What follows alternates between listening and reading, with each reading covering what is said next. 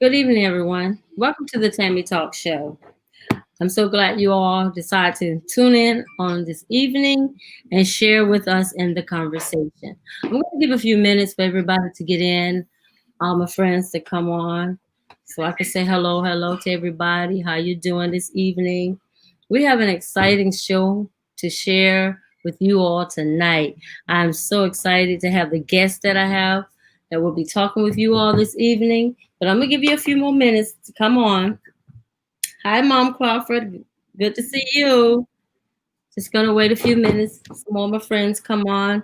We have had a great conversation with this young man on this week, and he's gonna share some good things with us and information that we as people that need to know and we need to share it. So tonight, I want you all to share this segment with your friends, your families. Go into the share mode and just share. Tell them to share it. Tell their friends to share it. We want everybody to share this show tonight because I know you're going to enjoy it. We have a lot of things that we want to give you some information about. This young man is very talented and he's very gifted and he loves to share the information and the things that he knows with the people that are interested in hearing it. So I'm not going to prolong the time. I'm just going to introduce my guest tonight. His name is Cortland Hankins. Let me say it right, Cortland Hankins. He's here. He's going to share with us. And I'm just so excited to have him. Aren't you excited to have him? I'm excited. I'm amped. Y'all, I'm excited to be here. All right. Yes. Thank you very much. And I'm gonna let the husband read his resume to you all. He's my co-host today, and as he's been my co-host today, when he gets to talking a little bit more than my guest, I'm gonna be quiet. I'm gonna have to hold him down because I want to glean all the information I can glean out of my guest today to share with you all. Me too. Okay. All right. So I got to go on 2 weeks in a row. That's a record. Woo, we on the road, brother. I feel honored, man. I feel honored. Because, I ain't big time like she is, but we're gonna, I thank God for the little crumbs. The wife is being gracious. She's been gracious, man. Yeah. All right, I'm gonna run through this right quick, and he's gonna expound some more later on. But I just want to give you an idea on who this young man is. This awesome friend of mine and family member of mine. And I'm glad that he came into my life. Yes. And I don't want to get going on that, but we reconnected in our adult world, and we did a lot of great things. I got a chance to see what was going on in his life and in his world, and he was a real blessing to me. Yeah. So I'm going to go ahead and read because y'all know I can talk. All right. With roots in the Bronx and Newburgh, New York, Cortland Hankins' connection to hip hop runs deep. Cortland Hankins spent 25 years in the banking industry, but 20 of those were also focused on music production and audio engineering.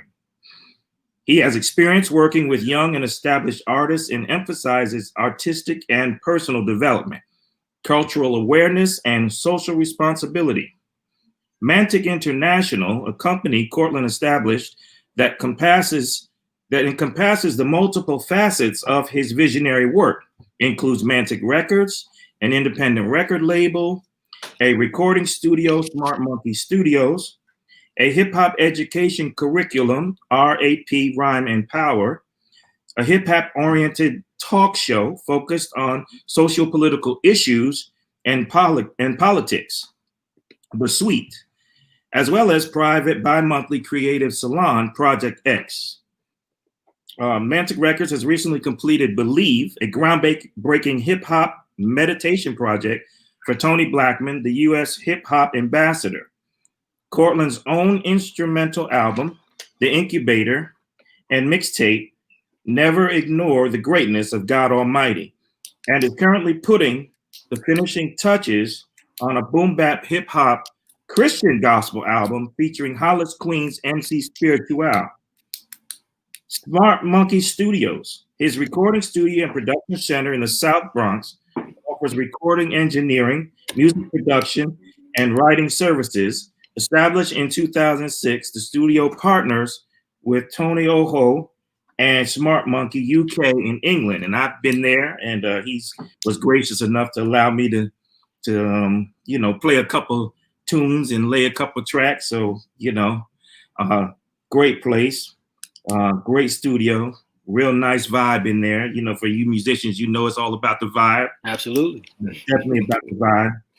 RAP, Rhyme and Power, is a hip hop educational curriculum for grade and middle school students that teaches history, English, language arts, and STEM principles through the hip hop arts. Cortland has taught the course in after school programs and grade middle schools in New York City. The Suite is a hip hop oriented talk show patterned after Gil Noble's Like It Is That. No, Gil Noble's Like It Is That has in depth and topics that pertain to the hip hop community.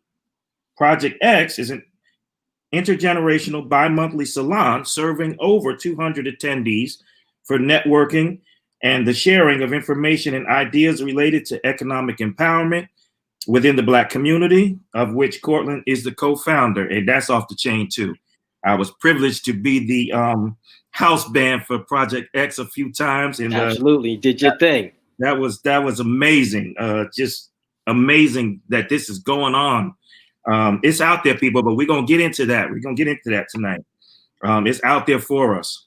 Cortland is also co-producer of Tony Blackman's series at High Arts, the Cypher Workshop, featured at the 2014 National Black Arts Festival, and has worked with a plethora of hip hop artists as well as artists of all genres and status. Cortland Hankins refers to himself as the president of hip hop because of his desire to utilize the art form to empower the community and people who birthed it, Black people. Cortland is currently developing the President of Hip Hop platform to include ways to educate and mobilize the community to serve that purpose. Cortland also does social work focused around the issues of homelessness and housing. And just want to say, as the wife said, welcome, welcome, welcome. Man, we're excited tonight to have you on. And I just want to say one little nugget, and I'm going to let the wife have her show. Cortland introduced me to some great people down in New York City while I was up there. And I just want to say he's responsible for the reason why I got to put my feet in Carnegie Hall. I had to put that nugget out there. Yeah, I said it. That's right. We did do a thing a little bit up in Carnegie Hall, right? Yeah, we did. And so I thank you for that, my brother. I'm going to digress, and I'm going to turn it over to the host of the show. Ladies and gentlemen, it's Tammy. Okay. Thank you. Hello once again, my audience. I love you guys for coming in and getting ready to enjoy some information, get some stuff into you that help us to go out into the community and make change. Okay, the first question I want to ask you, Cortland, is when did you decide to give up your corporate America job and start your journey in this movement? And what was this moment for you? Well, you know what? I want to, before I get into that question, which I will in a moment, I was listening to the resume, the bio, and wow, it's a lot, and it sounds. I was impressed. But I say that in the sense of sometimes, like, I know the real, I know the struggles, I know a lot of the things that sound good on paper, in real life, tough to action to continue to make it manifest into the grand vision that you really wanted to. Right. So there were a lot of things that were mentioned that I've done and I've had to scale back from because as one person who represents this entity, I don't want to look. It sounds like it's like super grand, and I just want the people to know that, you know, it's good work, done a lot of great things, but there's still so much more to do. And within every success, there's been like, for one, each one success has been probably 5 to 6 failures, you know, within it all. So, and it's still in its incubation stage. It's still a work in progress. So I just want I don't want to project myself and everything that I'm doing as if, you know, it's you know, some grand, it still has grand ideals. You think it's good? And we're moving towards it, but you know, we're still in the stage of just building the foundation brick by brick, and you know, I just you know, I just want to make that be known, so I don't want to project as if, you know, something that I'm actually, you know, not yet, you know. Let me put yet on there, you know. So to answer the question, I spent a large part of my younger adult years working in corporate America, working in the banking industry, JP Morgan, Citibank, Bank of New York, Goldman Sachs. And it was a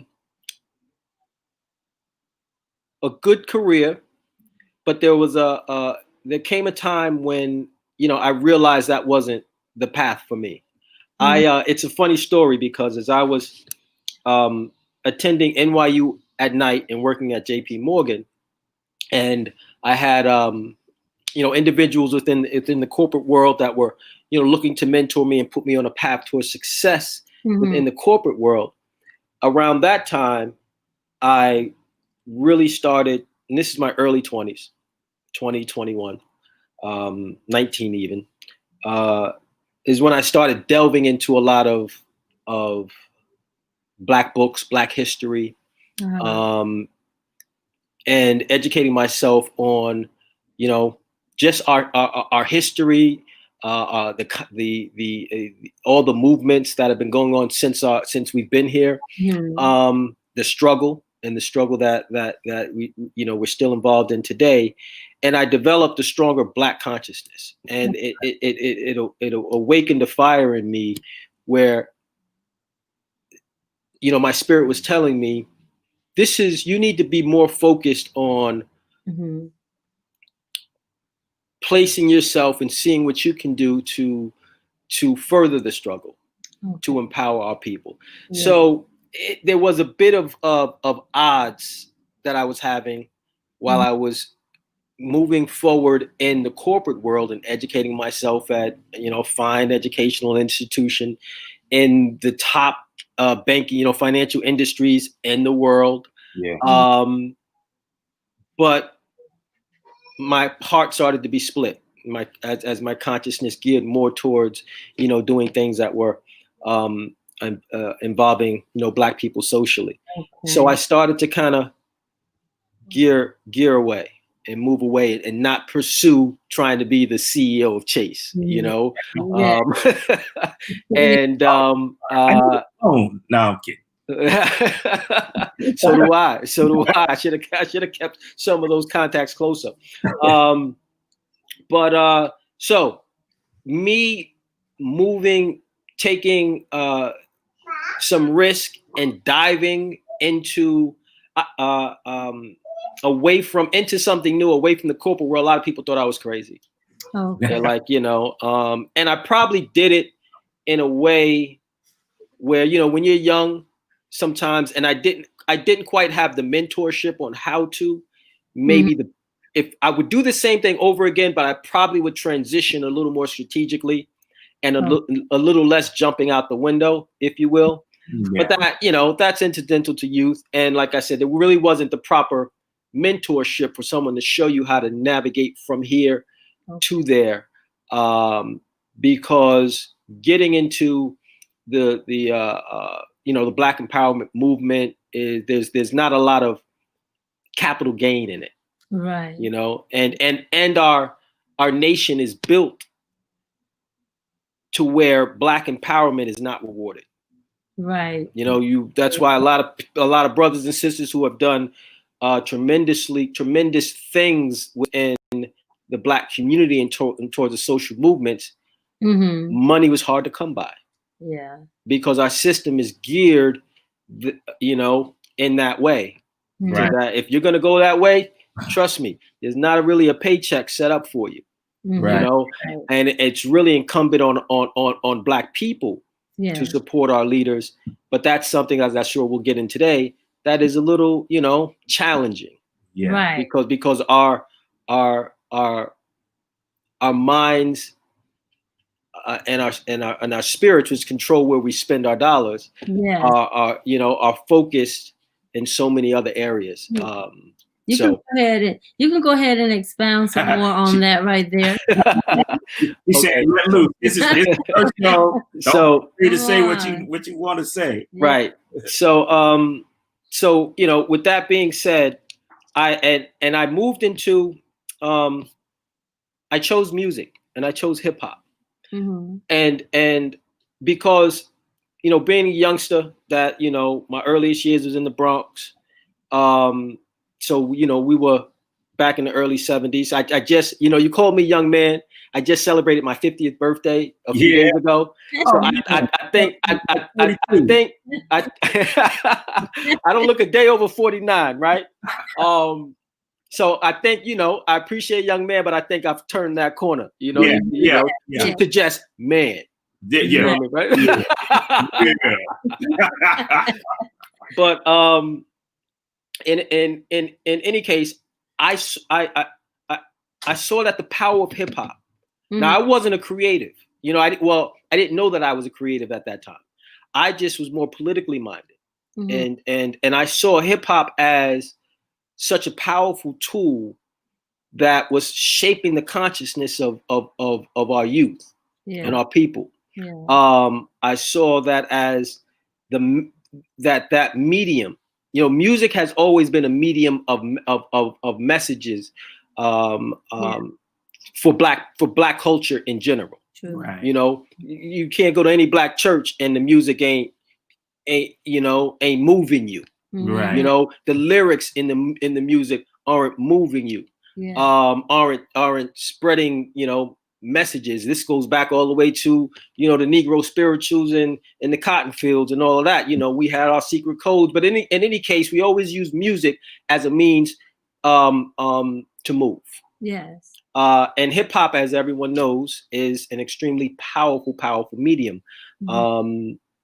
And some, you know, and sometimes it does good, sometimes it does bad, but at the end of the day, the power is still there. And I chose hip hop as my weapon of choice to get certain messages out. And without knowing how to, you know, produce music, knowing how to, the only thing I did was I was a b-boy as a kid, so I knew how to break dance, you know, and I did beats on a lunch table with my hands. But, you know, later it was pretty later in life, you know, in my late 20s, that I started it. And you know, I taught myself how to produce music, how to engineer, and I wanted, you know, my goal was to utilize this culture, quote unquote hip hop culture, as a means to you know, to spread messages that will empower our people, you know, and affect our consciousness in a powerful way. So we might have got off the point a little bit in terms of where we were talking about. I think we kind of dipped into money, you know, economics, and you know how being into Black empowerment and Black consciousness, where there's just not a heck of a lot of money in that. Sometimes you can be at risk of starving to death. You know, it's really not a full-time paying gig, if you will. You know, so I've so throughout that, and you know, learning that. Once I transitioned fully from the corporate world, of course, I've had to keep different ways of making money. You know, musically, I've made some money, but I haven't had the platinum yet. But you know, there's always it as a musician. You know, Anthony, that you know, it's a constant. It's a grind. It's a grind. It's a grind. And then at the same time, I was very focused in terms of how I use, you know, hip hop and the music, you know. So so in any case, with that being said, to get back into I think where we were with economics, or maybe we could segue there. Okay. One of the major things that I think, us in our community, and we hear it a lot nowadays, and it's not a new message, but it's something I think with the onset of social media, we just hear a lot, is we're talking about Black economics and the Black dollar, the circulation of the Black dollar. And excuse me if I go a little all over the place. No, but straighten me out. We need this information, man. Project X, which is where you were, part of quite a few times, and was the house band, the main musician at a lot of the sets. Project X was something that was started in 2012 as a private, invite-only creative salon to bring Black people of all, just positive-minded Black people together, so we could network and share ideas and create relationships and build bonds, so that we could figure out how to support one another and to keep that dollar circulating within our community. And that was I got to shout out Detroit, because I got the idea and the inspiration from when the first time I visited Detroit. Back in 2011, I think it was. And Detroit is a powerful place when it comes to, powerful history when it comes to Black consciousness. It sparked that, bless you, it sparked that in me. And Project X was done bi-monthly. We've kind of slowed it down as I've moved into other things, but it's definitely going to make a comeback.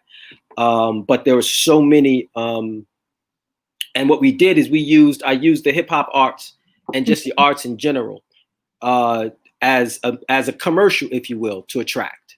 So we had performances, we had music, we had dance, we had everything creatively. People showcasing their talents and a built-in audience. But after the performances, or in between the performances, before, after, and in between, everyone introduced themselves, told a little bit about who they were, what they did now, and what they aspire to do in the future.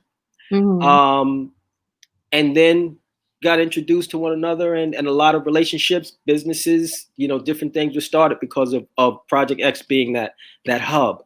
And the importance, again, is, and the challenge is, which I believe is the biggest challenge in the Black community, is our economics. Yes.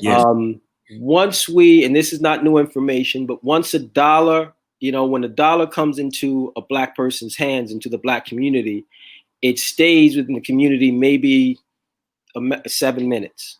Wow. Yeah. Okay. It doesn't, and because it doesn't bounce, when the dollar hits my pocket, I'm pressed to find out what Black business I can spend that dollar with.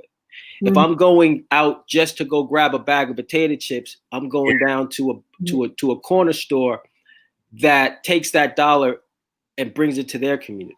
Yes. If I want to go get some fried chicken and sweet tea, ironically, I'm 9 times out of 9 times, right? Or 9 times out of 10 times, because we do have some soul food places, but they're few far. And I'm speaking of New York City. It might be different in other places, but for the most part, we're going to Chinese restaurants, or Arab stores, Kennedy Fried Chickens, and those sort of things, to be sold things that are part of our culture's cuisine.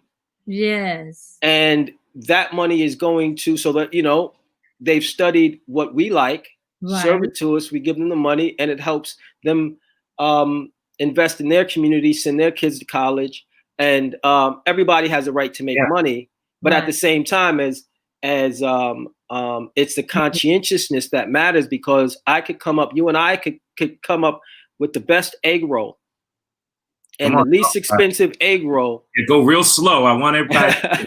And if we shoot down to Chinatown and try to sell that new and improved egg roll at a better price, we might not make it out there walking.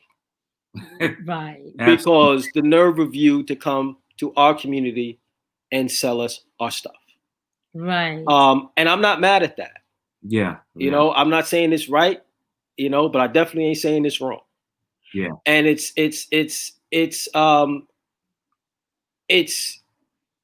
critical to a community's economic health that they protect the things that bring and maintain their economic health. Help us understand that. Period. And that's something that we have to get better at. And it's not going to happen tomorrow, and it's not going to happen next year, but we have to continue to talk about it and find ways to address it. Yeah. If we were to do it right now, we were to say, and I did the experiment, I went 30 days and said, and I did it through Project X, actually. We had a private Facebook page, and every day I said, I'm going to go out and, you know, first find a Black establishment to spend my money. The hardest thing was finding. Wow. You know, consistently, you need basics. I need paper towels and toilet paper. Right. You know, I need toothpaste. I need, you know, just, we can't name too many places where we can go to a Black establishment and get those things. You know, so I found myself, you know, buying small odds and ends from small, you know, little establishments, some socks here, some batteries, a pair of headphones. But you can't do that every day, you know. But it just shined the light to me to show me, oh, it's very difficult to even buy Black and shop Black, you know. So, but it doesn't mean that we give up on it. That's right. That's true. Know? And then the segue into this, back to the fried chicken and the sweet tea. You can go to Harlem, and you know you can get, you know, that all the little chicken spots and that sell, you know, all these things that we like. But I always thought, because I think the most powerful institution, and maybe the only institution we have outside of maybe some, you know, HBCUs, is the Black church. Okay. Yeah. That's always been our most powerful institution in the community. But when I see that fried chicken spot, I'm not going to call out Kennedy because there's others, right? But that fried chicken, that non-Black owned fried chicken spot, right? And then I see the church right next to it. And I always said, man, I would love to hear a pastor say, listen, somehow, you know, couch it into scripture, because I'm sure there's scripture that can back that up. But if you're buying fried chicken and sweet tea with all these brothers and sisters that can cook that twice, 3 times, 10 times as good, and make that tea twice as sweet, right? And tasty, that's a sin. Yeah. Because what's happening is that dollar that we have in our hand represents our blood, sweat, and tears, our hard work. We work for that. Right? True. So it's a representation of if it's a representation of our blood, sweat, and tears, what powers our blood, sweat, and tears is our spirit. So that money, that dollar that I'm holding between my thumb and my forefinger is connected to my spirit. And when I give it up, that's a spiritual exchange, because now it's enriching whoever receives that. It's enriching their spirit. So what I should be getting back should be enriching my spirit the same. And that exchange is not even. It's not even in most cases, you know, with us. And our duty, especially given our history of it's been us against everybody. Now we've had some allies, but for the most part, it's been us against everybody for 400 plus years. Yeah. Okay. Against, we know the history against a systemic war, if you will. Our duty is to one another is to make that spiritual exchange first between one another. Right. And we can't take the dollar out of that equation. Sometimes we think the spiritual exchange is we're talking positive or we're preaching back and forth to one another and all of that, that's not to be devalued. Mm-hmm. But sometimes we don't equate that the most powerful part is that dollar, exchanging that dollar. And as church people and pastors and people who run church organization, yes, that you got to pass that plate to survive. That's right. You can preach all you want, and you can talk all you want, but you can find scripture to back that up. That's right. True. Right? Because it's needed. Because what that does is that shows and proves, number one, mm-hmm. that you're spiritually attached and that you value the service. Right. Wow. So true. You I want you to stay right there. Mm-hmm. I want you to you told me a story about some people that you can remain nameless and all that, but you talked about how their culture feels about that dollar. Oh, yeah, there are some cultures out there, Please. Right? That the cultures are and what's attached to their cultures is what buoys their culture is the spiritual component. Mm-hmm. And I've spoken to individuals who have been part of religious cultures and spiritual and their spiritual philosophy and gospel is that they enrich one another first. Wow. And if you don't, it's a sin against God. Wow. Now say that again. If you don't do business with your brother and sister first, wow, then you are betraying God. Maybe that's what's been wrong with us all these years. Yeah, maybe. So let me make sure I got this right, because our Black people. Yeah. We're the most ones that don't have and struggles and all this because we don't empower each other. Yeah. So I got it. Yeah, I just want to make sure we got this right. So what you're saying is, and I'm just gonna say, for example, the Jewish community, the Asian community, the white community, all of the communities basically make sure that, and I'm gonna say, come hell or high water, they're going to patronize and do business with themselves before they go outside of their race or their culture. Otherwise, it's considered a religious infraction. And some cultures it's considered, and in some spiritual institutions it's considered a sin. A sin. Right. Now, if you want to talk about white people, white America, it's not so much spiritually set there. Right. It's just set. It was set constitutionally. Yeah. There you right? go. Yeah. Which, to be honest with you, in America, and so we've been America has been conditioned, and white America have been conditioned since the onset by Constitution that you weren't going to do business with anybody except for white folk, and you dang sure weren't going to do any monetary exchange with black folk. In fact, it was constitutionally set that you work black folk to death, make the dollar off of their work, and then give them nothing. I didn't understand that. Wow. Google said, I didn't understand that, right? It just popped on. Google's listening. Somebody's listening. Let's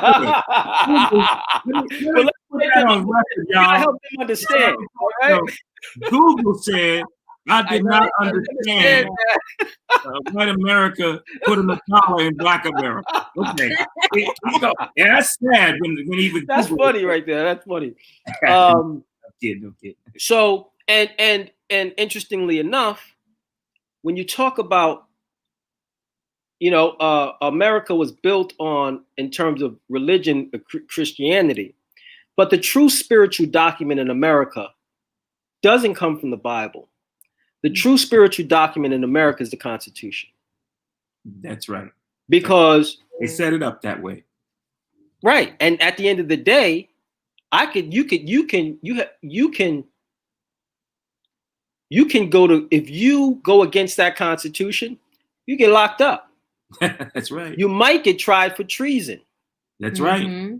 That's not the case if you go against the Christian religion or whatever, because you're free to do that. But you're not free to do that with the Constitution. That's a document that you're held accountable to. Right.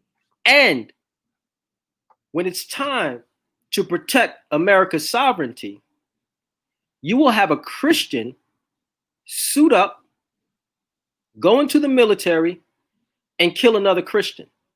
That's right. For the sovereignty of that Constitution and what it represents. That's right. So when you look at it from that standpoint, that is where the spiritual hub is. Yeah. And where we were in relation to that spiritual document, we already know we started off as 2/3. That's right. And then moved into the 13th Amendment. And even within the Christian institutions, we were considered to be, they had to justify being able to go to church, but own slaves. So, we were considered to be accursed people. Right. Yeah. So every institution within this country was within the fabric. There had to be this racist philosophy in order to be able to build the wealth this country had to do. And once it became rich and wealthy and all of that, then we were still in the process of deconstructing that. Yeah. But that deconstruction process is very slow because there has never truly been truth that has been put out there in order to help us deconstruct, learn it, understand it, and deconstruct it in a quicker fashion. Okay. Wow. Okay. So we're still working on that. So when we're talking about, you're looking at these, I'm waiting to hear in these presidential debates, what they're gonna say with respect to a Black agenda. So don't hold your breath. That's And don't believe it'll be anything of substance, which tells you how much further we have to go. That's true. So if I can chime in with a question. Yeah. So in saying that, what is it that we, in your opinion, what is it that we as a people need to do to, I guess, work our way out of that, or better put ourselves in better position, or work around that? What is it that we have to do? Because we got to change the way we think about that. Frame of mind. How do we do I think again, it starts in the Black institution, which is the church. Okay. And then maybe secondly, we don't have enough HBCUs, I think, to make as much of a dent. But any Black institution, I think, should be teaching first and foremost the workings of and the construction principles of white supremacy. In order for us, by the time a young Black man and woman reaches 16 years old, we should be well versed in how it works. Yeah. Wow. That should be something and we can't expect the schools we go to teach it because they're not our schools. That's right. Right. So where we should get it from is from our church. Yes. That's huge. That's true. So there should be a classes that teach how it actually, it wasn't just, we just got some slaves, made them work, and got rid of slavery, Abe Lincoln freed the slaves, it's over. It is so intricate and deep. Calculus. And we need to learn it. And we need to be well versed in it so that because so many of us are confused on how to attack it. Wow. So our churches, I think, need to lead the charge there. And then I'm one of my personal opinion is that under that umbrella, the solution is one of reparations. The conversation of reparations has to be. Now, reparations. Can I ask no, I won't ask. But a lot of people, when we think about reparations, think about many of us just feel it'll never happen, which I understand. And there are times when I feel reparations, pie in the sky. It's not going to happen. Right. But as much as I believe that is the solution, we are in this position as Black people, being the bottom of the bottom that holds up this capitalist society. Right. That was the position that that was forced upon us, and that's the position we're still in. Period. So we figured out how to flip it and how to get up out of it. But we got in that position based on a highly financed federal and government strategy, agenda, and efforts. Funded, fully funded. Every institution is fully funded to back up these efforts to devalue us and dehumanize us, so that we can play that foundational economic position and not receive anything from it. Right. So because it was for centuries, and it's still going on because it didn't stop when slavery ended. Right. No so-called slavery. Then the prison industrial system, they weren't giving us jobs. So they built the prison industrial system off the 13th Amendment, which said, okay, Abe Lincoln freed the slaves, but you were still legally able to be a slave if you were a prisoner. Right. So guess what happened? The prison industrial system was created. So explain that. I want you to explain, because we want to be educated tonight. What is the prison industrial system? Explain what that is and what you just said. Okay. Well, prisons. That's what basically from that standpoint. Okay. So, there wasn't a large prison system in America post-emancipation or pre-emancipation. You had some, of course you had jails. People, act up, they go to jail. For the most part, if a Black person, if a slave acted up, you didn't particularly go to jail. You might just lose your life, or a limb or whatever. It wasn't, they're not going to put you in a cell and give you 3 a day. Because they need you. Right, exactly. It's like, hey, how many of us, you know what? I ain't going to work today. I'll just go to jail. Right? I ain't going to say about that. I think I'll just go to jail. No, we didn't have that option. Okay. So there weren't a whole lot of jails. There wasn't a prison system. When we became emancipated, nobody was running around trying to give us jobs. No. That's right. And within that amendment that said, no man that made it illegal to have slaves, except if you were a prisoner. Wow. So you had now all these crazy laws. I remember it was funny. We used to work at the bank as youngsters, and we used to always say, if there's, more than 2 of us talking, because I worked at 270 Park Avenue in the headquarters of Chase, right? Not too many. It was a sprinkle of Black folks. That's right. So they would say, like, there was always this joke. Oh, if there's more than 2 of us talking, it's this conspiracy. Like if 3 of us got together and we're talking in a hall or something, like, oh, it's too much. We can't be doing that. One of us got to go. It's a conspiracy, right? And that was just a joke we always heard and said, except to come to find out, that was an actual law on the books. Wow. Post-emancipation. Yes. So these things that are being said that I thought were just jokes within the Black community was based on actual law. So to keep us from getting together, there were laws on the books that said if more than 3 Black men were speaking with one another without the presence of a white man, that was against the law because we could be conspiring and you could be thrown in jail. Wow. Yeah. You could get years for you don't have a job, you're struggling, and you're stealing some food or apple. You can find yourself in jail for just like what was it, life in them. You can find yourself locked up in the chain gangs, and and they made just as much money after slavery from prison labor. Wow. Wow. Jeez. Than they did with slavery. So they still found ways to enslave us.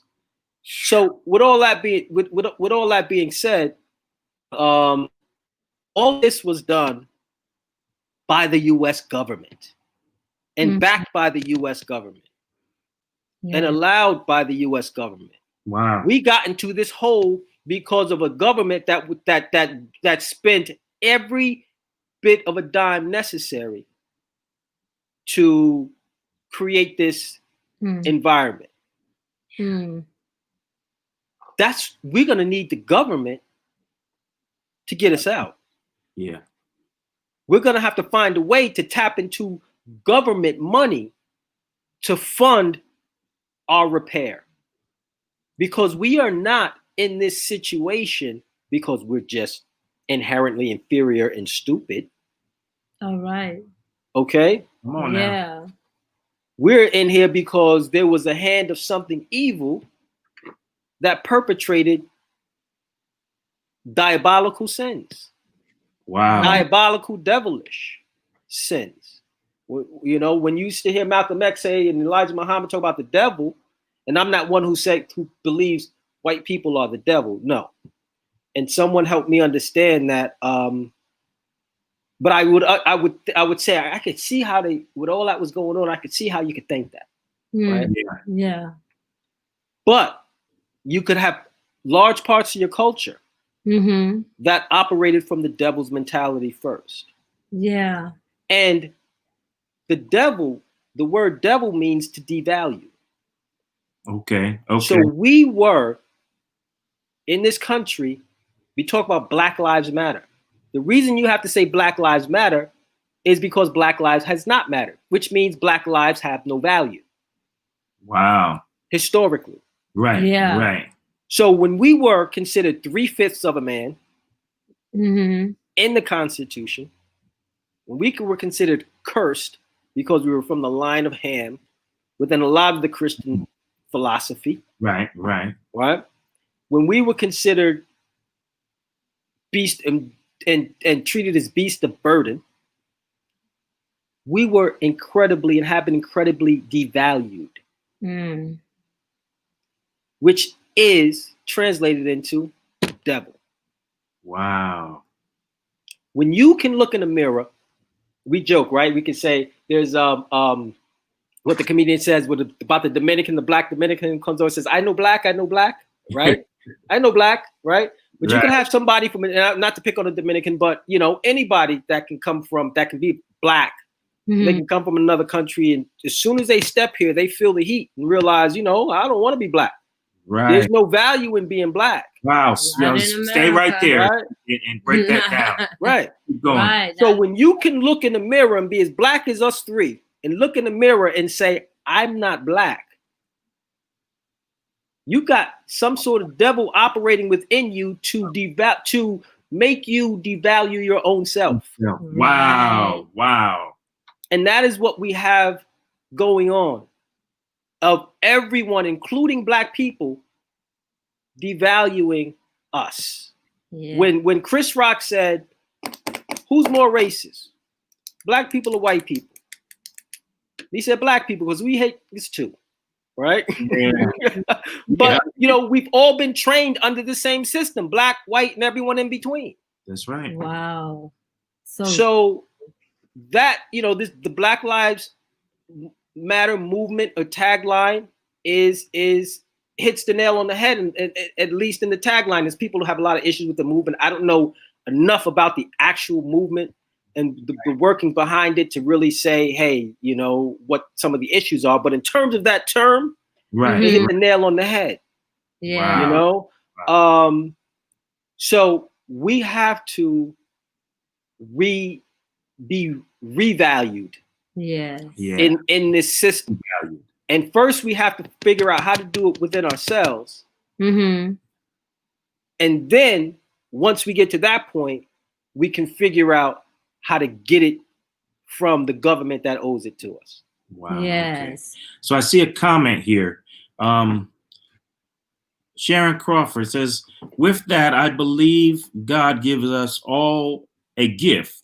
So within the churches we are attending, Did you see it? why don't we? Yeah, not. My eyes is getting younger. Baby eyes. Why don't we come together and find out each of our gifts, right, and work with the giving, and work within giving our own sisters and brothers our money. Absolutely. Let me see if I can read it from my phone. Our own money for the service they can provide from the gifts, instead of going outside of our own people and paying others for a service that can be from one another. Okay. In other words, be from our own. Yes, from our own. Yeah. You know what that sounds like? What we were just talking about, Project X. Yeah. You know, and Miss Crawford, if I can call you Sharon, that's exactly what Project X was built to do. It was, as you said, I'm gonna read it word for word. God gives us all a gift. So within the churches we are attending, why don't we come together and find out each of our gifts and work within giving our own brothers and sisters our money for the services they can provide from those gifts, instead of going outside of our own people. Yeah. Project X. And the same thing should happen, you know, and there have been churches that have done it, and we just need more, right? That should be the gospel. We talked about, you know, maybe, enhancing our God, you know, adjusting our gospel to meet our needs for today. You know, say that adjusting our gospel to meet our needs for today. Okay, so I got to chime in right there. And Mama Crawford said, "Where's your glasses, Mama? I'm way far away from the comment." We got a lot of lights shining on. Yeah, if you can see the studio lights from Amp Productions, our son here, it's very bright in our eyes. Sunglasses. But I want to comment on that because that's huge. And I want those of us that are church folk to hear what he just said. Now he was saying, we gotta create a gospel. Now, don't misconstrue this, because you know how church folks do this. This ain't Sunday morning. Now, this is the Tammy Talk Show, but we talk a little bit on church. All right. So he's not saying rewrite the Gospels. That's not what he's saying. He's saying preach a doctrine that customizes itself so that we understand how to support and empower each other. Right. That's what he's saying. Yes. That gospel should be preached across the pulpit. That doctrine should be preached across the pulpit. Not that we're slighting others, but that we are building ourselves up. And something that I gotta say, Court, that you corrected me on when we did our pre-screening, and I'm glad he did, because I said this last week, and I want to bring it out this week corrected. You know, I often say we should be a segregated people in an integrated world. So now, and he educated me on that. So I want you, Cortland, to explain to them what you said to me about those words, because it's important. Yeah, it was just a slight adjustment to the word segregated, because I didn't agree with didn't disagree with the concept. But instead of using segregated, separated people. Yes. Within an integrated world. Because the only issue with the word segregation is, under segregation, you have another people controlling that's your movement, putting all the rules and what you can do and your limits, setting your limits. Yeah. Yes. Okay, you can ride this bus, but only in the back. Okay, you can have your black stores, but you can't manufacture the product. You got to buy it. You got to buy it from the manufacturers of white folk. Okay. You know, so if you sell the ice, we're going to be the ice makers. You're right. Okay.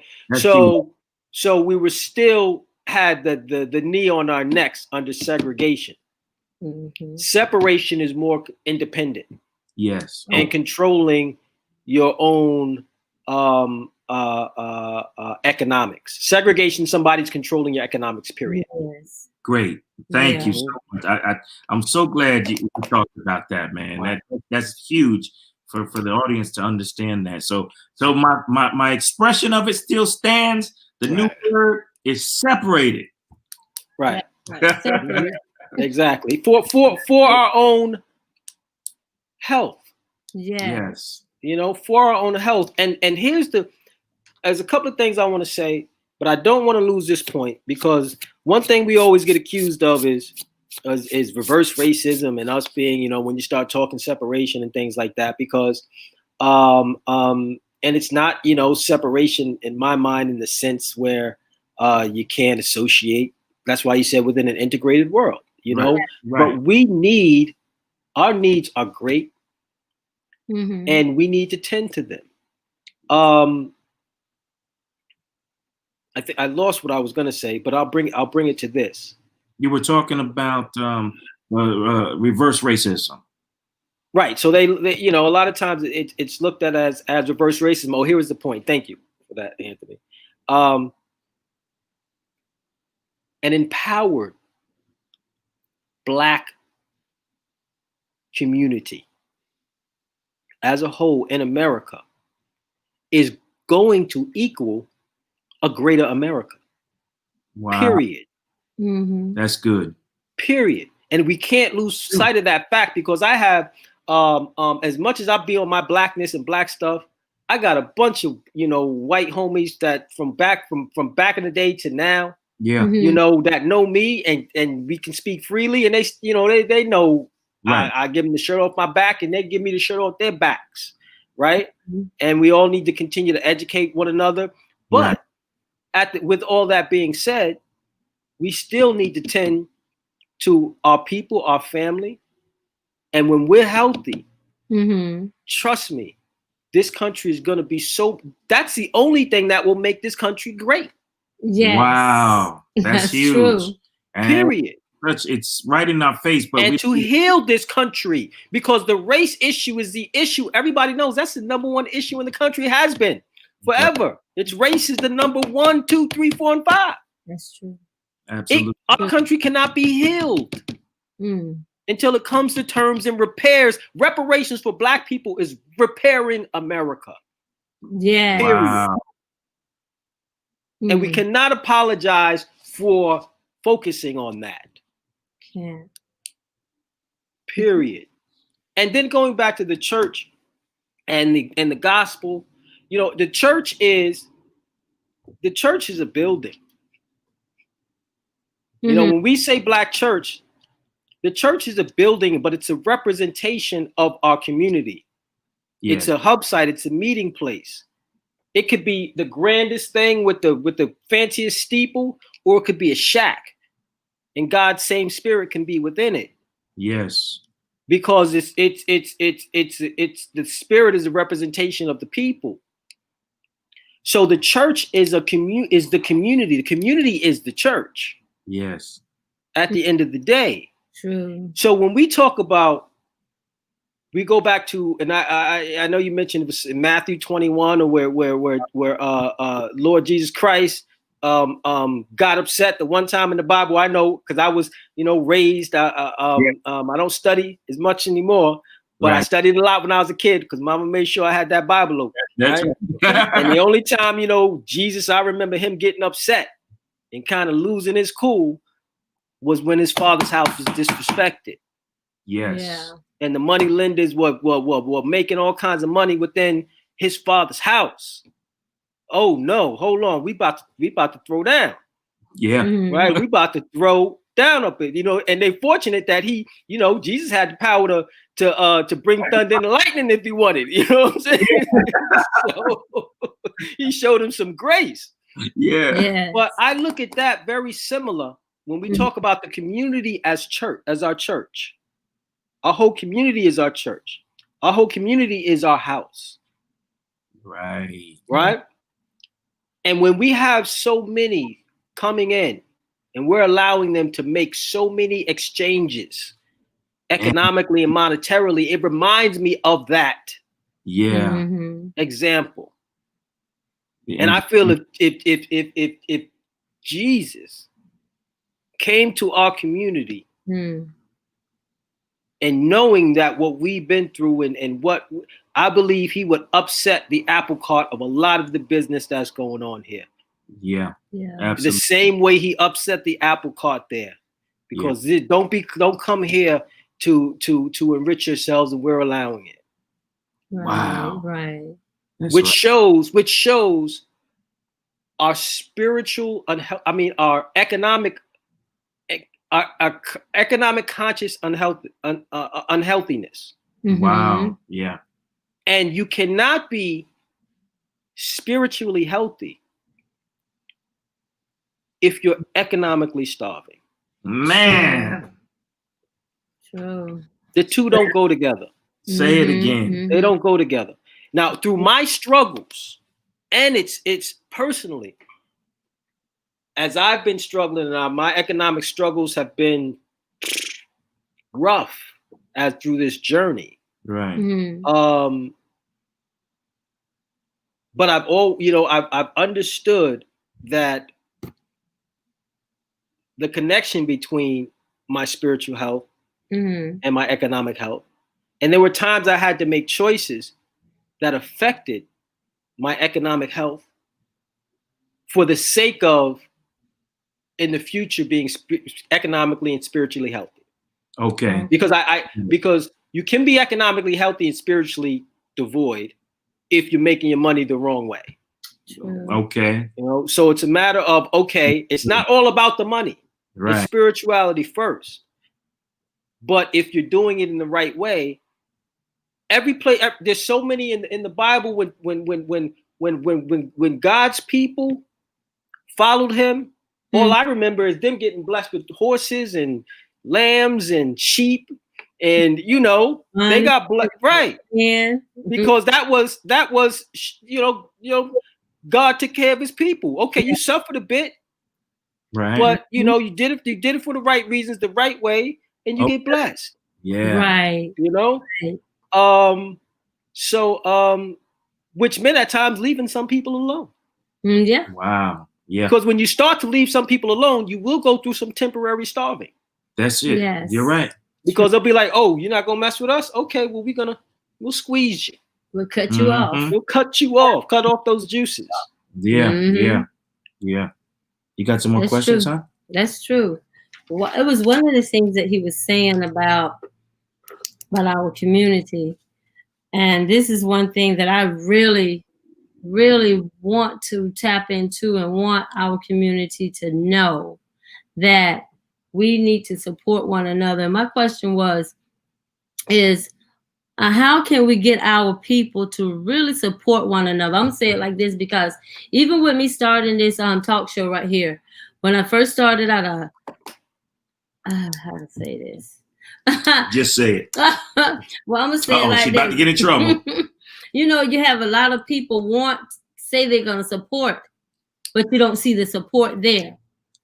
And then everybody knows how we are in America, the Black people. We can't get where we need to be. But when you have somebody that is that'll take a chance and step out there and do things, why is it so hard for us to get behind them and support them and push them? Just push. I know the things that we've gone through in the past, and how we was, our ancestors went through so much, but most of those ancestors are dead. So when is this mentality or this thing about us going to stop? And when we see somebody trying to be great, we could push them to be great. Don't say, "Oh, you can't get there before me because I want to do things first," or stuff like that. Instead of just working together, making things happen. That's where I'm at right now. If you doing something, I'm going to push you. If I see you heading toward a great thing that's going to help your family, that's going to help your community, that's going to help in any way to make positive things come back to you and everybody surrounding you, I'm going to push you. But there's not a lot of us like that. So why is it? Why is it there's not a lot of us like that? Mm-hmm. I think because we're outside of the fact that we are human, And these are some things that just as humans you fight with envy, you fight with maybe not supporting the people closest to you. Yeah. Because their success is right in your face. Yeah. And you know, then when it's in your face, you feel like maybe you're shrinking in their presence. So those are probably just some human things that are just inherent to our nature. Yeah. But then because of the damage that we have as a people, we some of those negative tendencies that we have, we talked about devaluing. We have been conditioned. It's so deep within the fabric of our culture. Yeah. To devalue one another. That we do it in our sleep. And I think that, you know, so we are a damaged people, and we are a culture that has been the poet Abiodun Oyewole from The Last Poets, popular group in the 70s. That's probably considered the precursor to hip hop. You know, but he said our culture, our Black American culture, is a Frankenstein. Meaning that it was created by the slave masters. Oh man. They created our, you know, we had remnants that we still kept with us. Right. But in terms of who we are in our culture, it was created like someone would create a Frankenstein. Wow. That's deep. And that is what we're dealing with in terms of our culture. We are a Frankenstein. And picture Frankenstein, because you see the movie Frankenstein, he had a good heart. Yeah. But he still was a monstrosity of a creation that was retarded. Right. Right. But you know, towards the end of the movie, you could see that he had a good heart, right? If I remember, he was trying to help the girl. Right. Right. He was trying to find get his consciousness in sync with his true nature. Yeah. Wow. But because of how he was created, that was picture Frankenstein 2, 3, 4, and 5. If they'd have done the movie, how long would it have taken Frankenstein if he didn't have the mob behind him? Yeah. Wow. Right. Because imagine with the mob trying to kill you, it's going to take you longer. Okay. Yeah. All right. Just imagine just Frankenstein by himself trying to get to being full man, normalized. Yeah. Wow. Wow. That's what we're against. That's what we're trying to do with our culture. That's huge. Yes. That's and huge. Frankenstein, and we're like, we got the mob behind us. Yeah. Steadily trying to, you know, keep us from letting us know we don't matter. Yeah. And Wow. we will do whatever we got to do to keep you in that position. Yes. Wow. So aligning our consciousness to our true nature is our struggle. Now, Frankenstein would have said, you know what? Frankenstein, we created you. But we are now going to do the best we can to help you out, Frankenstein. We're going to, you know, bring you to school. We're going to re-educate you. We're going to let you know whose brain we got you from, whose body. We're going to give you the history of all of who you are, because we know it. They know they got Frankenstein's brain from, right? And that's all those documents, right? You know, but if they say, you know, Frankenstein, we're gonna get behind you, we're gonna fund this, and we're gonna do everything we can to make you a man, right? And then you know what, Frankenstein, you'll have some children, and we're gonna make sure those children, because you may only make it so far, but your next generation, they're gonna be even better. And the next generation is because we're gonna invest in making sure your legacy of what we created, your legacy though is gonna be, you know, is going to match your heart. Yeah. Wow. That's reparations. Yes. All right. But you know, ain't nobody did that with Frankenstein. So the chances that they do it with us. So do you ever think that we're gonna get this? You know, I don't Yeah. know. You know, Yeah. I know I don't know if court is gonna like my answer, but you know, I just kind of feel like right now that if we don't do it ourselves, it's not gonna be done. You know, she asked about. I don't know if you heard her. She asked, do I ever think we're gonna get reparations? Uh-huh.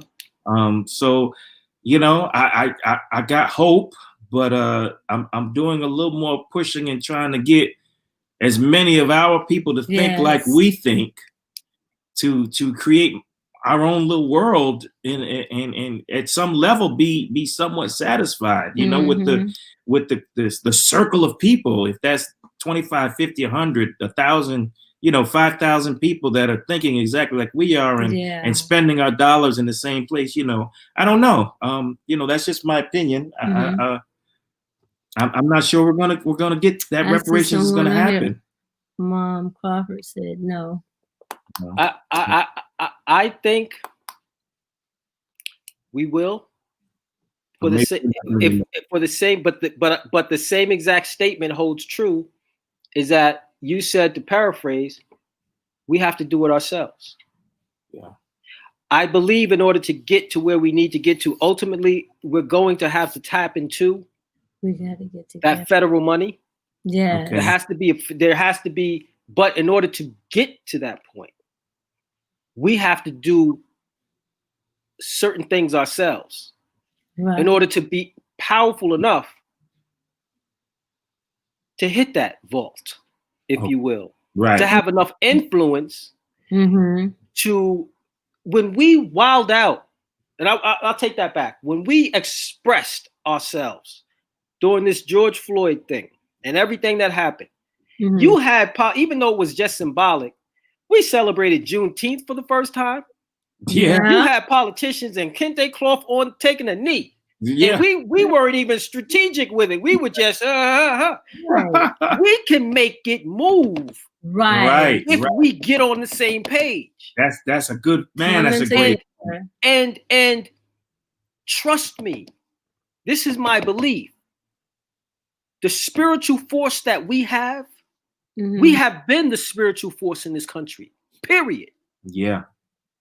True. Now we get in it and we move with that focus, spiritual force, the walls of Jericho will come down. And that ball will open up. Preach it now. Slow down. All right? I know, but listen. But I truly believe that power is there. Yes, it because is. We have showed it in so many at so many occasions. It's just we fall back into a lot of our Frankensteinian habits. Wow. I gotta put that on Facebook. How strong is Frankenstein? Don't forget that he's a powerful. Yeah, they couldn't mess with him. Right, they couldn't mess with Frankenstein straight up. You know what I mean? So I agree with what you say. If we do the things that you say, reparations will be something that we can achieve. Wow.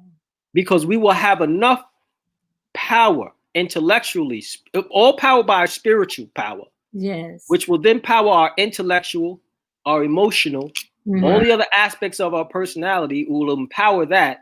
And we will be able to influence the people that need to be influenced. If you talk about hip hop just as an expression influences the world. It sells every product. Yes. And that's just so. And that's just an example of our spiritual force. Yes, wow. Yes. We got it. Wow. And if I gotta and now cut me off if I'm going too much. No. When you mentioned power, I had wrote something down today at work. It was just like the power that flows, like it flows from you.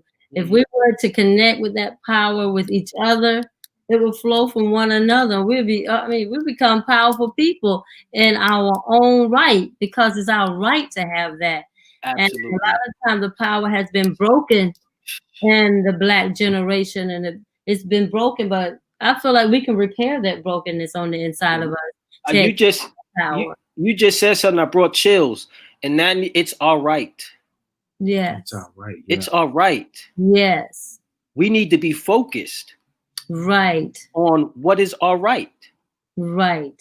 Ain't nobody giving us nothing. That's ours. We off our backs.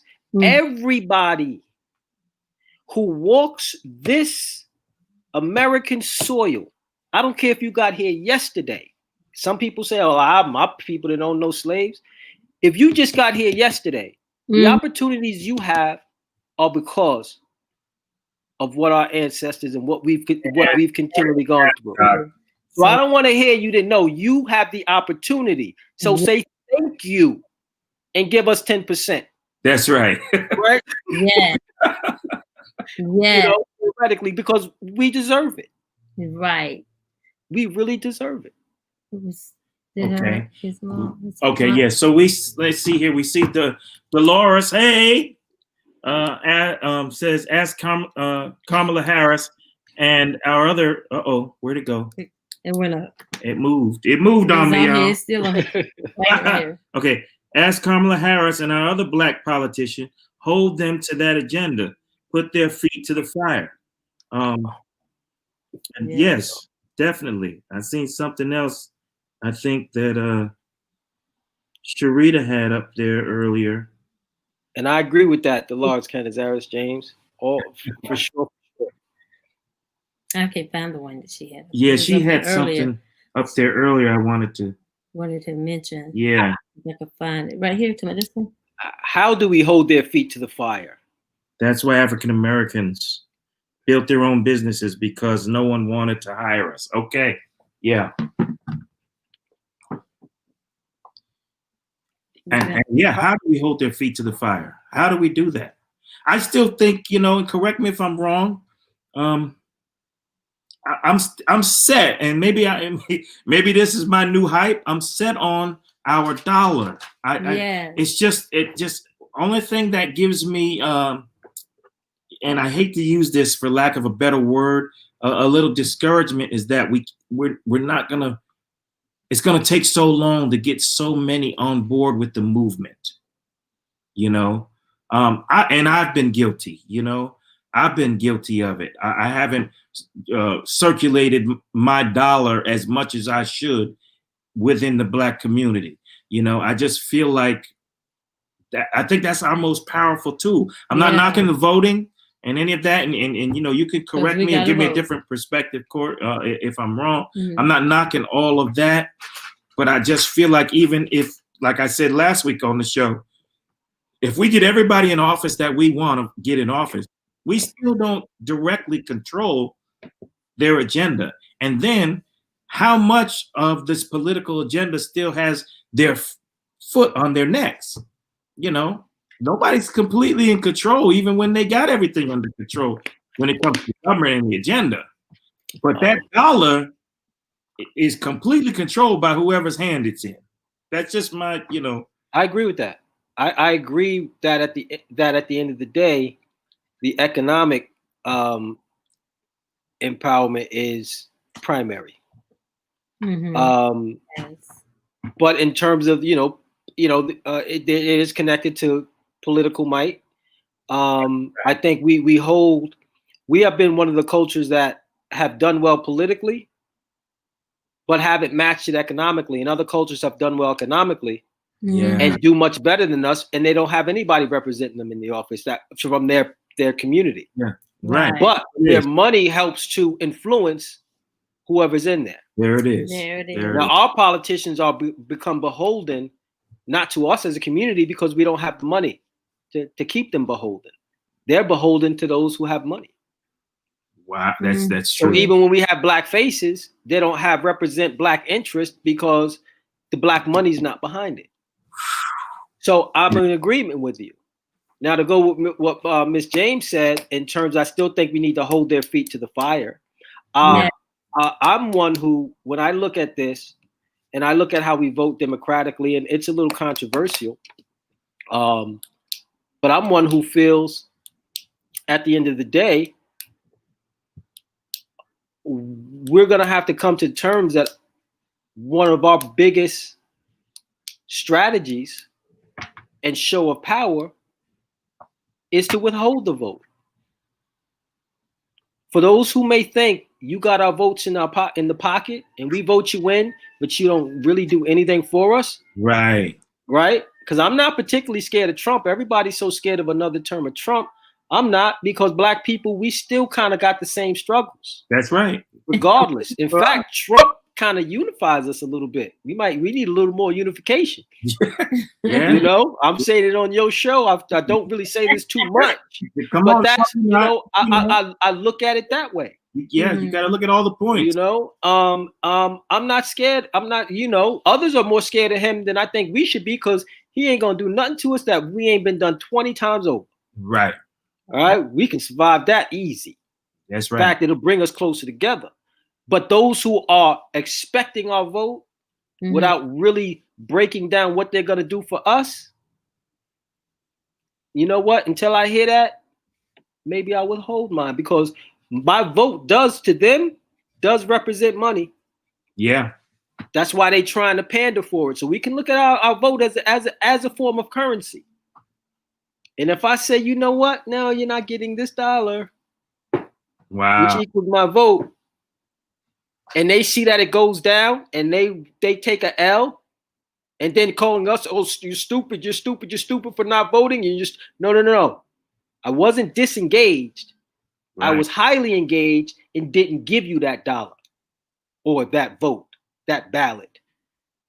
And now next time you come to the plate, maybe you respect that a little more.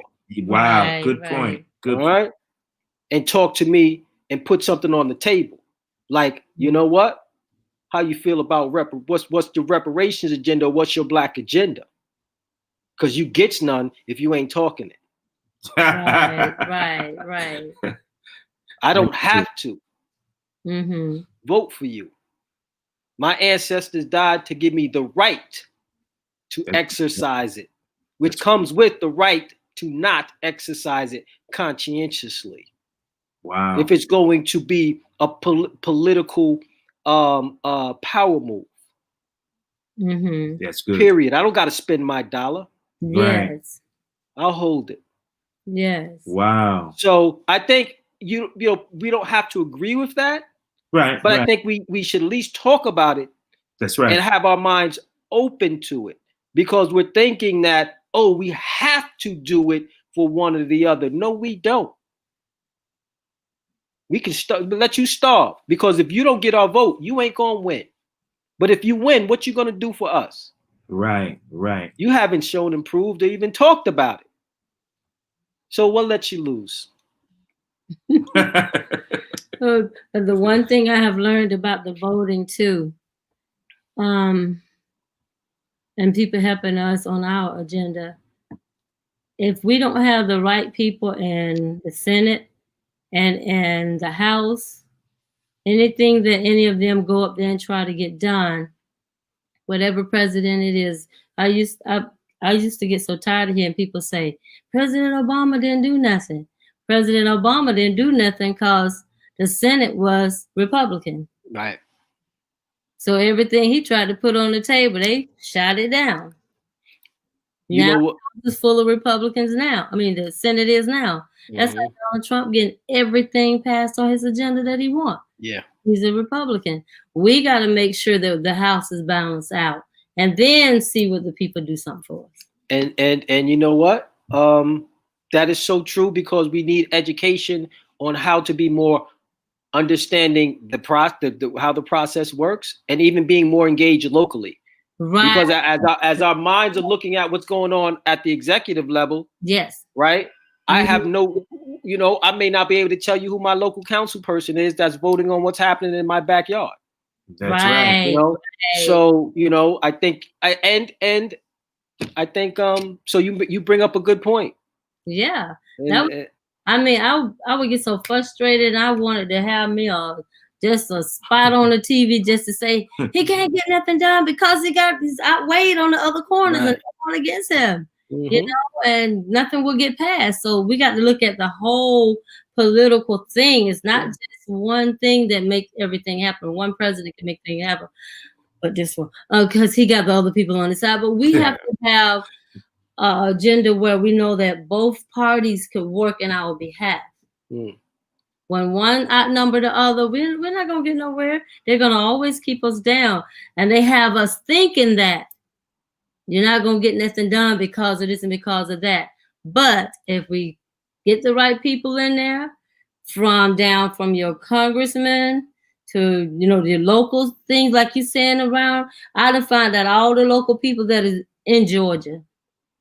Now I know who all is getting ready to go into the Senate because many of them, one done died in the Senate, and more of them is come not on the not in the House. I'm talking about the Senate because the Senate get all of the votes passed. The House can try to come together and send it to the Senate. When they get to the Senate, it could get shot down. So we got to get people there. Absolutely. Ones that are here in Georgia getting ready to go to the Senate.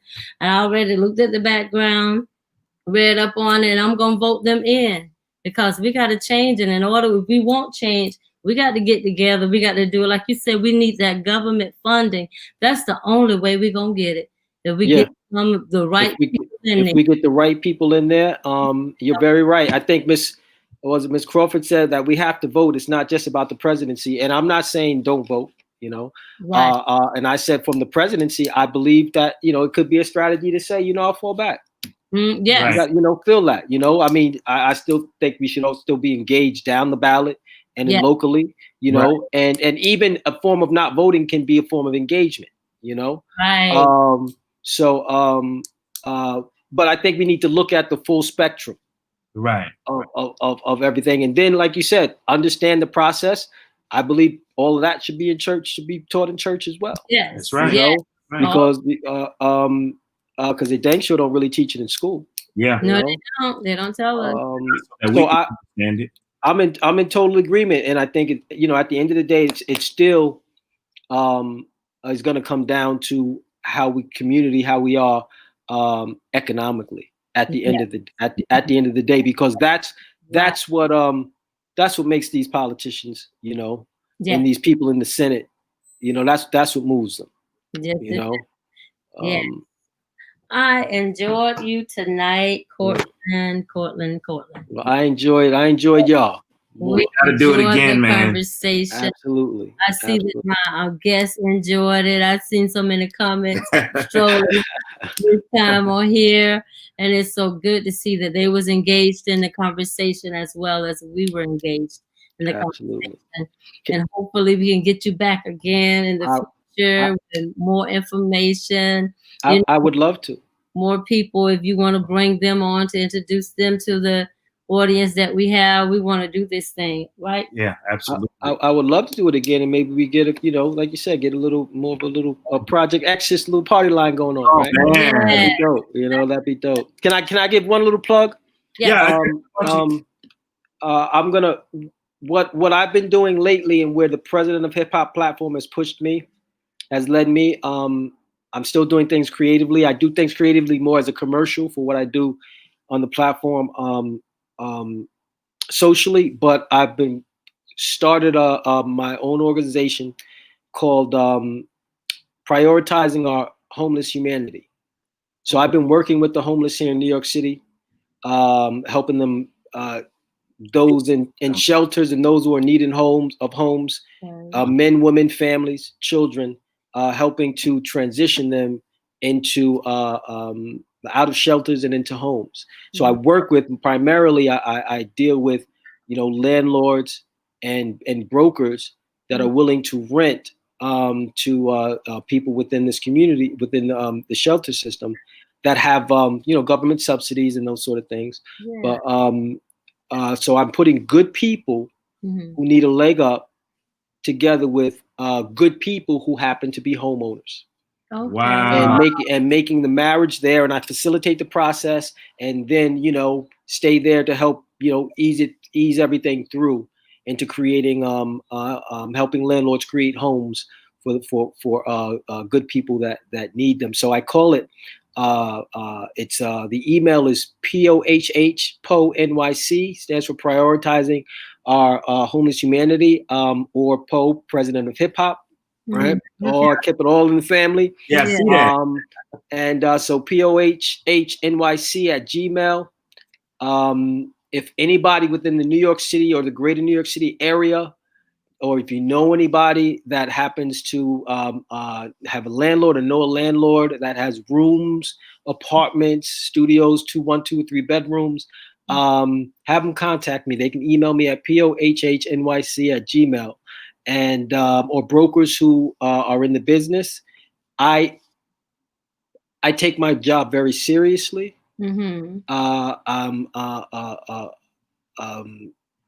Customer service is a strong suit. So I serve the landlords and I serve those clients that are in shelters equally. Wow. To create the best possible situation and home that we can. And I'm proud of that work, and I'm looking forward to building that in the years to come as part of the platform. So I wanted to put that out there. That's where the focus is, and we're still going to make music, okay? Because our music is very powerful, but our music is going to be help to be a commercial for the things that we're doing. Great. Now, and I know and we're getting ready to go, but I do want to throw something else out there for the people, and then you can expound yay and nay, or however. Tell us about Smart Monkey. Okay, Smart Monkey is the studio, is the recording studio. Oh, okay. Wasn't there a line you had, like a kind of like a store or something? Oh yeah, which I stopped. Like I told you, I did a lot of things. There was a time when I had the through Project X, the store came through the studio. So I would I sold everything. I sold refurbished goods, clothes, studio. I started by selling electronics and studio equipment, and then would just sell a lot of whatever could sell. I got my studio from it. There you go. So but I can't do everything. Right. Sometimes as a creative, Anthony. Yeah. As a creative mind, sometimes you got too much going through. You better know. And it's like that's how we do.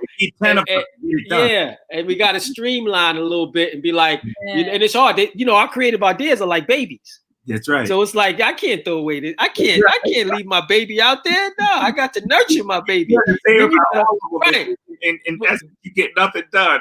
And listen, before you have 10 babies, you better have the finances to take care of them, right? So I had all these babies, but I ain't had money to.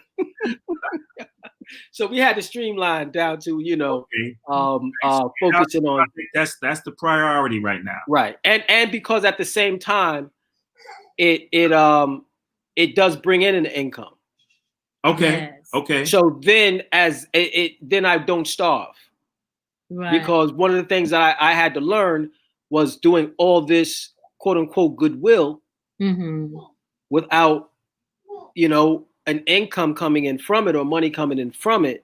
Then I would starve, and anything that I was attached to starves. Gotcha. So I had to adjust that. Yes. Thank you for that. I just want to say real quick, if I can, before we leave, and I just want to go back to my days at Project X, because it was man, you don't know what you did for me, and I say that to say, we have to, just a nugget for the end. We got to learn to love one another as a people. Now I give you the story real quick before we go. I've always known Court. He's in my family. We are family. So I've always known him. He's not that much. Look, I'm younger than I am, but we both man age. Yeah, we man age. But when you're younger seems younger. So I've always seen him, growing up. And we kind of knew each other when we all came together. If I came down to your nana's house, or if we were somewhere together doing something, we knew each other. But we kind of didn't have a complete connection. You went your way, I went mine. All he knew was I was the track guy. He really didn't know that much about me doing music. That was our group. When we hooked up, And I told him, I said, man, you know, music is all I do. Like he was at an age then, young, where he didn't know that that's what I did. Okay. You know, so he said, man, all I knew is you ran track. I didn't know you was, you know. I said, yeah, that's what I really do is music. So I said that to say we reconnected. It didn't take nothing. It was like we didn't miss a beat. Like time had never went anywhere. Mm-hmm. And I was so excited to take the drive. And he would push money in my hand and this, and you know, there was times, look, man, no, I'm here because we as a people got to learn to help build each other. Right. It's not always about looking for that dime when you're helping to build somebody. And you know, he was willing to give it out, you know, and I saw that this thing was building, it was moving. I was excited, honored that he just allowed me to be the house set for who, you know, artists came up, didn't have tracks, you know, I'd back them, you know, on the fly and stuff. And that gave me some exposure. But I say that to say we got to learn how to love each other. Yes. There's going to be a time, True. and in order for us to do this, my people, there is going to be a time where you don't need to have your hand out. That's right. Just be with me.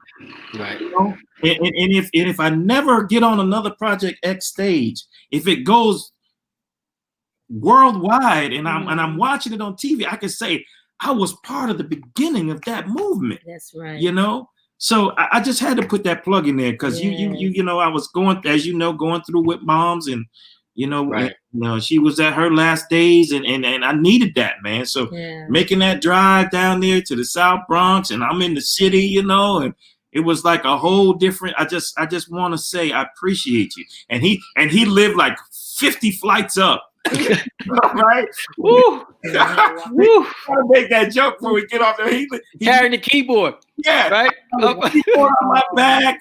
You know, I got the stand in my hand. I'm like, man, if I was doing 5 miles every day. I told him, man, these stairs ain't got nothing. Listen, this 5 miles don't mean a thing, boy. These stairs got me doing workout for the week. It's hard work getting to the top. There you go. Oh man, I love you, man. I love you. Love y'all too. Thank you so much for having me, man. And just this conversation. All right. Doris Hankins said great conversation. Oh, all right. Okay. All right. Thank you very much.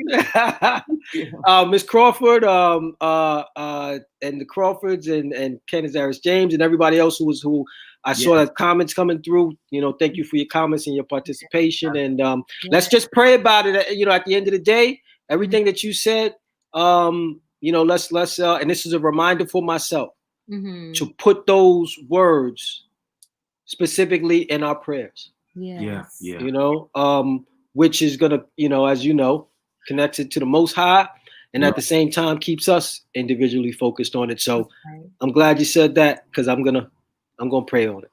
All right. In my prayers. Gotta say a shout out to my sister. Happy birthday, Debbie! Happy birthday, Debbie! Birthday! I'm just feeling love right now. I know it's time to go. I got to shout out to Doris and Dolores, whose birthday is tomorrow. Oh, that's right, tomorrow. Okay, and right after Debbie's. Love it. Dolores will, you know, and Doris would come down from time to time. Project X backing it up.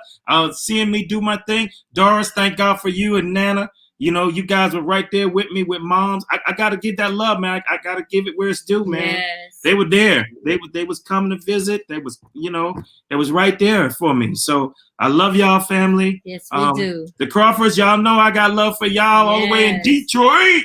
Oh, shout out to Detroit, because Detroit, listen, I told you Project X is because of Detroit. Detroit is the one that put that spirit in there. So yeah, shout out to Detroit. The D. She said. Right.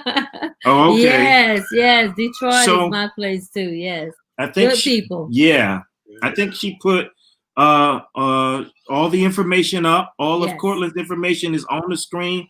Excellent. You got to go back and look at it. You know, shoot them an email. And anything that you can think of, Court, that we can do to help let us know. And to push, you know, whatever it is, please, you know, hit me up, man. And so we got to start this thing somewhere. And I know you've already started it. You've inspired me. And I've been on that move ever since I hit Project X, man. Everybody down here knows what Project X is, man. I talk about it all the time. That's what's up. I think it's huge, and I think it's going to only get bigger, man. Yes, so it is. Any information you got that can help us help you, let us know. Let us know, man. Yeah. I absolutely will. Thank you so much. Thank you so much. And all the best to Tammy Talks. All right. It's a great platform. I love what you're doing. And may God continue to bless what y'all doing in your efforts. Keep me in your prayers. Yes, I will. Give a shout out to everybody. Let you all know I love you. Thank you all for joining us. Until Sunday. We'll be back on Sunday at 6:30. Please join us on the Tammy Talk Show. Love you all much. Bye-bye. Love y'all. Peace. Have a great night. Peace.